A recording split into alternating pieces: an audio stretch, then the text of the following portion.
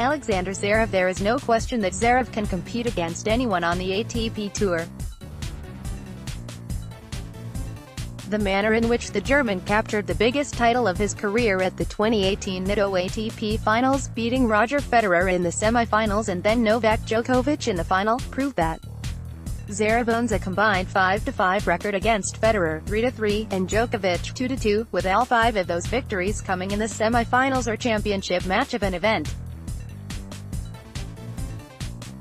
And while the world knows is winless against Rafael Nadal, 0-5, Zverev has the tools to challenge the 2009 Australian Open champion should they meet in 2 weeks for the title. In fact, Zverev pushed eventual finalist Nadal to 5 sets 2 years ago in Melbourne at just 19 years old. In 2018, Zverev led the ATP Tour with 58 tour-level match wins, and he has been victorious in 8 of his past 12 clashes against top 10 opponents. Add in the 3-time Masters 1000 champion's hunger for a maiden Grand Slam championship, and Zverev will be a serious threat to challenge the Big Three in Australia. Watch Zverev beat Djokovic to win the Nitto ATP Finals. Kevin Anderson. Few players have been as consistent at the majors over the past 2 years as Anderson. The South African has reached the second week at 6 of his past 7 Grand Slams. While he lost in the opening round of last year's Australian Open to Kyle Edmund in 5 sets, the current British number 1 advanced to the semi-finals. Federer and Nadal, 3 each, have reached the most Slam finals since the start of 2017, but Anderson, 2017 US Open and 2018 Wimbledon, Djokovic and Cilic are tied for second, with 2 major finals during that span. Anderson also continues to improve his big match play. He earned his first 3 ATP Tour titles from 2011 through 2015, but has captured 3 trophies in the past 11 months.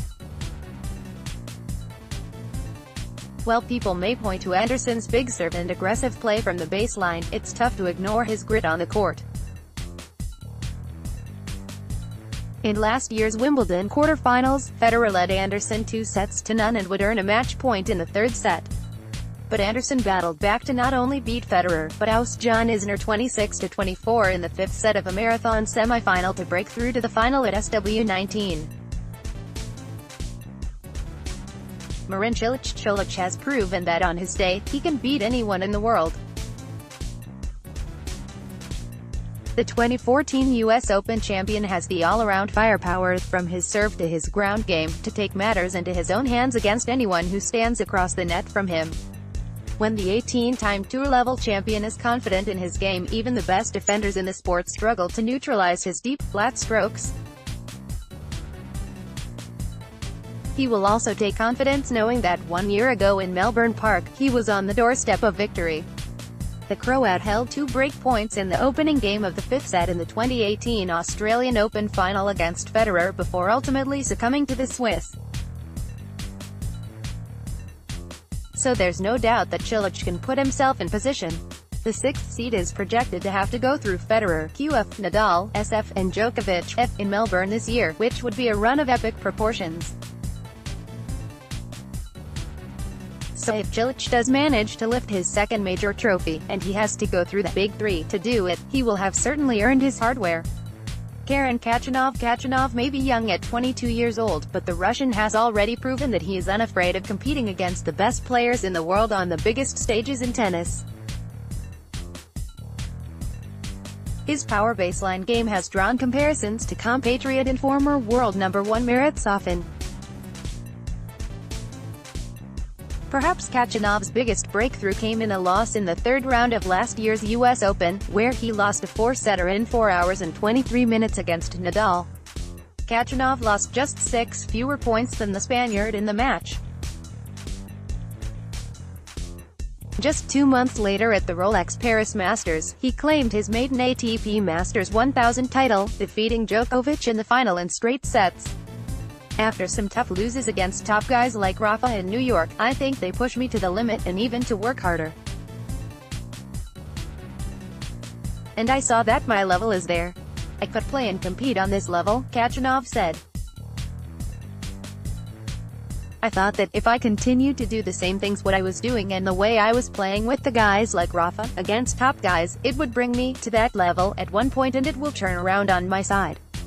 So I was really believing in this, and actually that's what I've got. Khachanov will certainly be tested early and often in Melbourne, with a potential third-round meeting against Doha champion Roberto Bautista Agut and a fourth-round encounter against Cilic looming.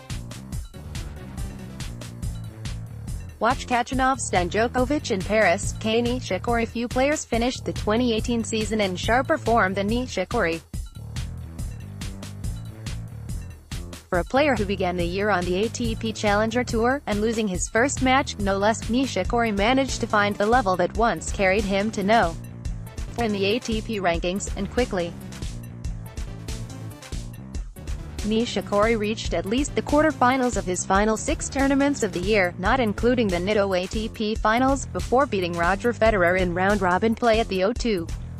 And if you thought the off-season would cool the 29-year-old's momentum, Nishikori came out firing in Brisbane, winning his first tour-level title since Memphis in 2016. The world know.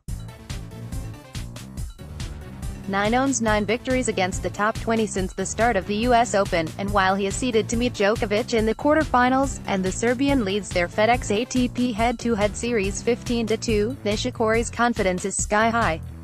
This time last year, the Japanese superstar was not healthy enough to play the Australian Open. So wouldn't it be perfect if the culmination of his year-long journey ended with a deep run in Melbourne Park? Div greater than